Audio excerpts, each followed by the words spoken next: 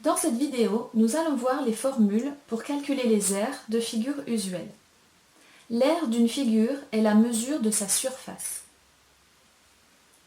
Pour le rectangle, il a une longueur grand L et une largeur petit l.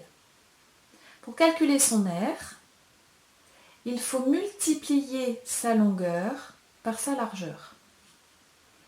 La formule pour calculer l'aire d'un rectangle est donc longueur fois largeur. Pour le carré, il a un côté petit c. Un carré est un rectangle particulier puisqu'il a 4 angles droits. Un carré est un rectangle qui a sa longueur et sa largeur de la même mesure. C'est pour ça qu'on parle uniquement d'un côté petit c. La formule pour calculer l'aire d'un carré est la même que pour le rectangle.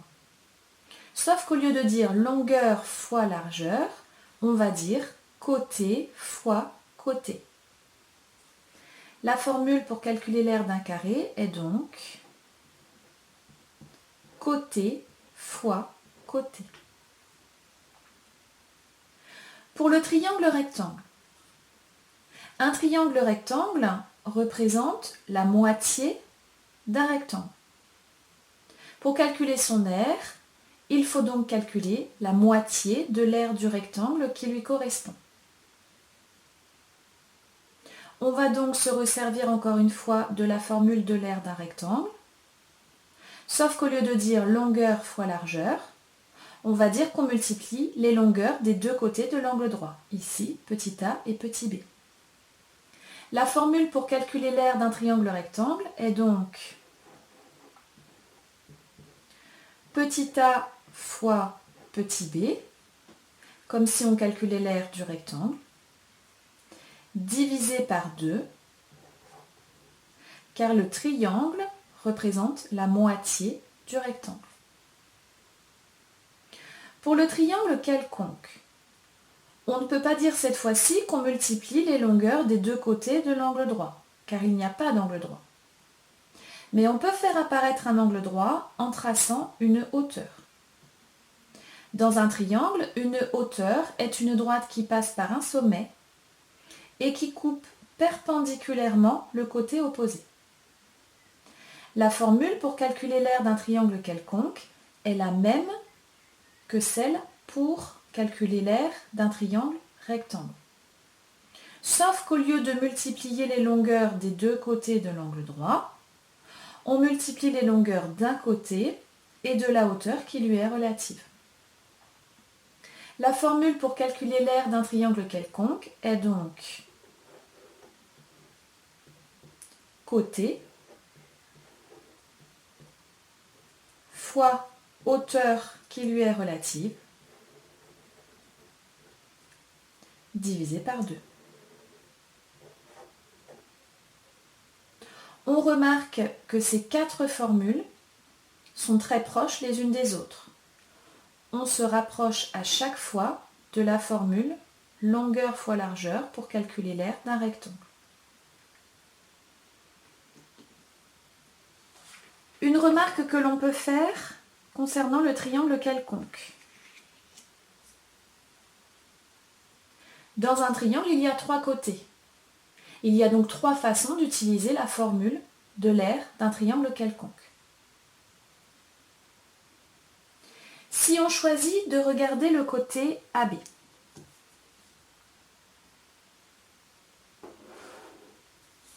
la hauteur qui lui est relative est ici. Elle passe par le sommet C et elle est perpendiculaire au côté AB.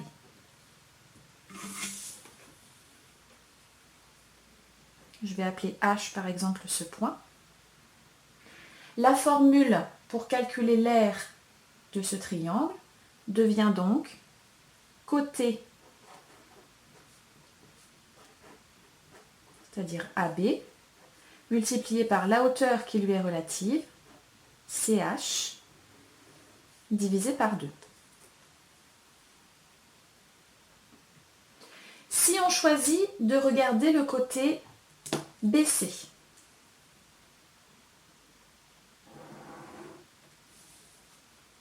la hauteur qui lui est relative est ici.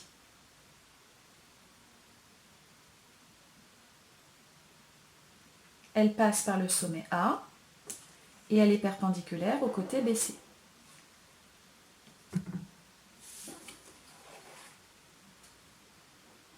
Je vais appeler par exemple I ce point. Alors, la formule pour calculer l'aire de ce triangle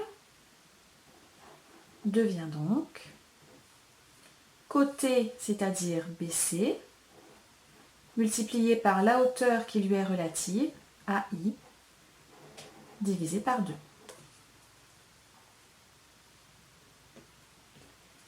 Si on choisit de regarder le côté AC,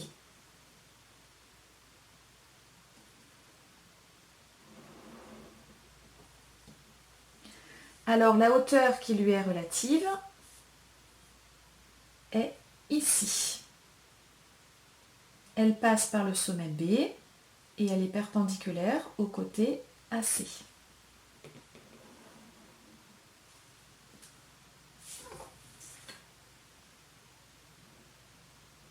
On va appeler J par exemple ce point.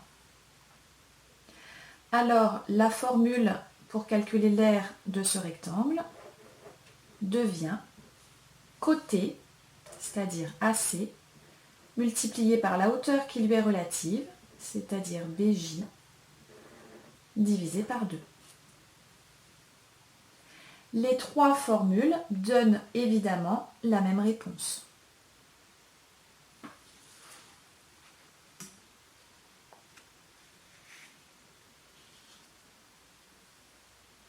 Pour le disque, il a un rayon petit r et un diamètre petit d. La formule pour calculer l'aire d'un disque ne peut s'exprimer que grâce à son rayon.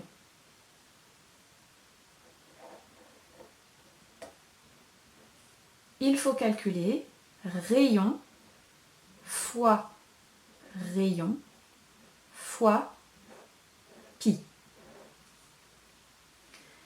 Pi est une lettre qui représente un nombre qui vaut à peu près 3,14.